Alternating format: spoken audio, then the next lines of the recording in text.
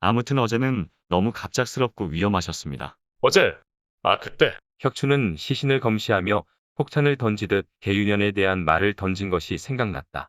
아무리 시골 관아의 아전들이라도 말을 하는 입구멍은 가지고 있습니다. 다리 없는 말이란 생각지도 못할 만큼 멀리 그리고 빠르게 날아가기도 합니다. 그래. 혁추는 항현과 어깃장으로 말싸움을 한번 해볼까 하다가 그만뒀다. 항현의 눈에서 진짜 걱정하는 감정이 느껴져서였다. 물론 그 걱정이 자신만을 향한 것만은 아닐 것이다.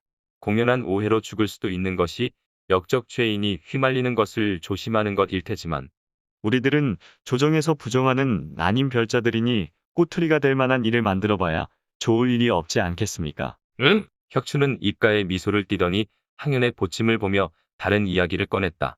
그래.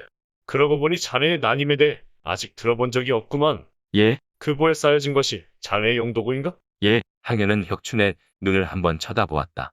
정보를 얻자면 이쪽에서도 주는 것이 있어야 하겠지. 말없이 항현은 띠돈의 메인 긴 보퉁이를 끌렀다. 그리고 안에 쌓여있던 물건을 집어 눈높이로 올렸다. 사인 참사검입니다. 와, 사인 참사검을 보이자 수빈이 동그란 눈으로 우러러 쳐다보았다. 맑은 영이 느껴져요. 수빈과 혁춘이 사인검을 보고 항현에게 감탄조로 말했다. 오호, 그것을 쓰시는가? 예, 철호 형은 건강하고? 예. 예, 예. 아니, 아버님을 아십니까? 항현은 깜짝 놀랐다. 이 자식, 철호 형 아들이면 어릴 때 분명히 날 봤을 텐데 기억을 못하다니. 서운한데? 응? 예, 예. 항현은 아무리 생각해봐도 기억이 나는 사람이 아니었다. 그만 일어나야 절벽 위에 갔다가 해지기 전에 다시 관아로 돌아갈 수 있을게요. 검지가 귀환 걱정에 둘을 재우치자 혁춘이 스르륵 일어나며 말했다. 가면서 얘기하세요. 예, 그러시죠. 수빈이 사인 참사검을 보며 미소를 띤 얼굴로 항현에게 인사를 다시 했다. 나으리가 정말 우리 중에 하나셨군요. 기뻐요. 예, 이 여인과 우리가 되는 것은 항현에게도 기쁜 일이다. 여인의 미소가 항현의 놀란 가슴을 스르륵 진정시켜 주었다. 올라가는 길에 항현이 이전까지보다는 더 친근하게 말을 붙였다. 업문주라는 것이 생긴 지가 오래되었습니까? 이 사람 웃기는구만. 선대의 세종대왕께서 만들어 반포한 것이 대왕께서 25년 개년에 있었던 일이야. 아무리 오래되어도 그보다 오래될 수는 없었겠지. 안 그래? 아니, 그 기본이 되는 고대주라는 건 혁춘이 항현을 한번 슥 쳐다보고는 아는 대로 대답해 주었다. 실전된 고대 주술이 기본이라는 건 아니네? 필요한 주술은 어디에서든 마구 모으는 것 같아. 지금부터 따지자면 주문 만들기의 시작은 20년쯤 되는 일이지. 사람 하나의 인생에서면 모르되 언어라면 역사가 짧은 편이지. 항현이 아무 말 없이 혁춘의 말을 듣기만 했다. 실제로 제일 처음 만들어진 업문주는 반포 후 세종대왕의 아드님이신 문종대왕의 즉위 때 만들어진 주권문이었거든. 만든 사람이 누군지 아십니까? 소격전에 도리가 있었는데 그 도사의 내자가 신기가 있는 데다가 업문을 쓸 줄 알다 보니 업문이 원령을 깃들게 할 수 있다는 것을 발견했다더군. 그녀가 문종대왕의 건강을 축원하는 부적을 만들었는데 실제로 문종대왕의 몸을 지키는 힘을 발휘했었지. 하지만 문종대왕께선 결국 살같이 악질로 돌아가셨다고 알고 있는데 아닙니까? 주법의 방어를 돌파한 저주가 있었네. 예, 몇 걸음 뒤에서 부지런히 따라오는 수빈이 뒷얘기를 이었다. 주법의 방어만을 노려 설계된 주법으로 완전히 새로운 주법이었지요. 더구나 그 도류의 내자가 업문으로 만든 주문의 원리와 정확히 일치한 거예요. 항현이 뒤를 돌아보며 말없이 고개를 끄덕였다. 혁춘이 빙글 웃으며 항현에게 얘기했다. 문종대왕 치세 때에 몇몇 선비들이 도술, 무속의 나랏돈을 지원하면 안 된다며 소격전의 폐지를 상소하던 일이 있었는데 소를 올렸던 선비들이 이상한 헛것을 보고 회의하게 죽어갔던 게야. 상황을 거꾸로 셈하여 따라 들어가 잡았지. 여자가 국록을 끊는단 소리에 즉흥적으로 움직였길래 그 정도로 끝났지. 머리 좀 쓸 줄 아는 진범이었으면 절대 못 잡았을걸? 주법 저주로 죽였는데 무슨 증거가 있어 잡겠나. 결국 기묘한 힘이 있는 자들, 난임자들을 따로 뽑아 겨우 잡았지. 그때 그 여자가 마지막으로 날린 살이 문종대왕을 그때 문종대왕을 방어하던 방어 난임자들 중 하나가 철호형 자네 아버지시지.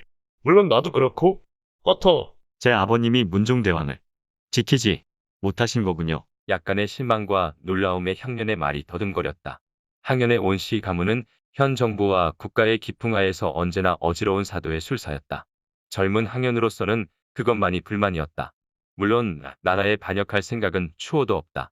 자신이 어릴 때 옳은지 그른지 판단 못할 때 익힌 이 기회가 평안한 세상에 해를 끼칠 수 있다는 것을 이만큼 나이를 먹은 항현은 이해하고 있었다.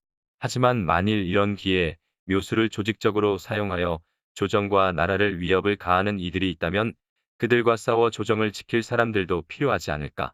그렇다면 이 일을 하는 우리들도 사수를 익힌 사도들과 구별되어 묘술로 조정을 방어하는 무관으로 남들의 존경을 받지 않을까. 그런데 자신의 아버지 대에서 벌써 실패를 했던 것이다. 그래서 실망. 그러나 혁춘이 그런 항현의 힘을 돋아주었다. 그게 아니야. 자네 아버지가 말하지 않은 부분도 있어서 나도 상황을 모두 아는 건 아니니까 확실하게 말해줄 수는 없지만 보이는 그대로는 아니네. 항현은 금세 실망한 표정을 고쳐 이야기의 다른 부분을 물어보았다. 그럼 끝난 것 아닙니까? 그런데 어찌 일이 수원으로 이어졌답니까? 네 사람이 산비탈을 따라 굽이굽이 걸었다. 해가 이젠 가장 높은 점을 찍고 스르르 미끄럼을 타고 내려오고 있었다. 그 여인의 남편인 도사는 평범한 자였네.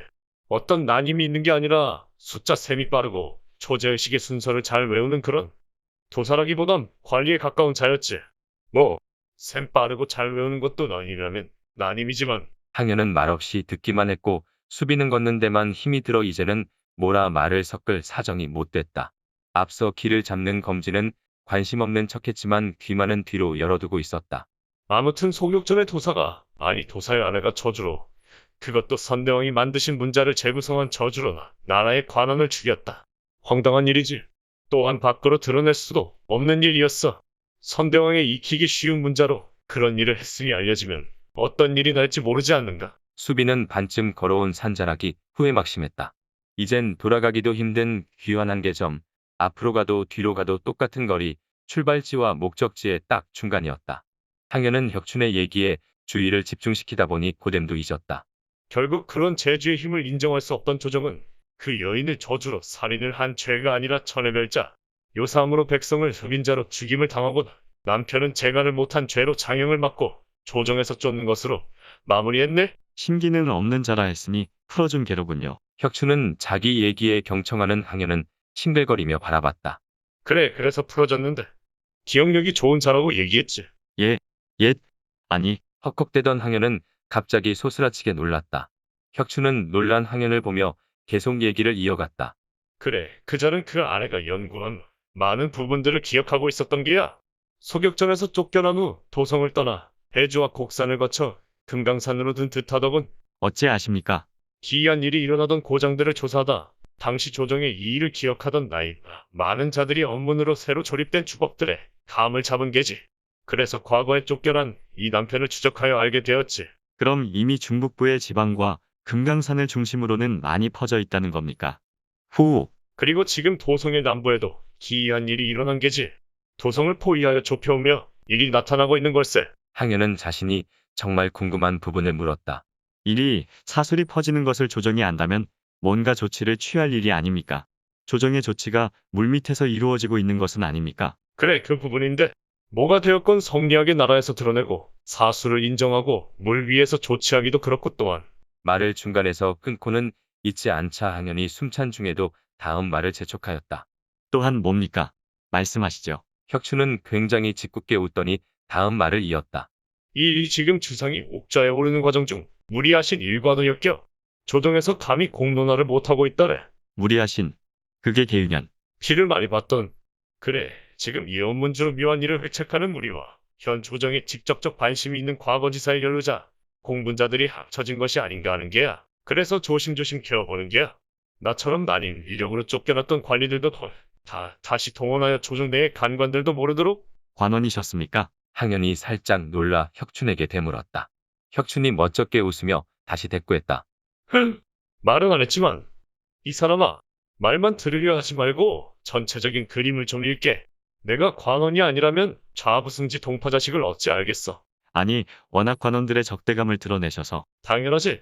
아무리 내가 관원이었어도 나 쫓아낸 것도 관원인데 좋아할 리가 있는가? 정수리 위에 태양이 이마쯤까지 내려왔을 때 항현 일행은 절벽 위에 다 다를 수 있었다.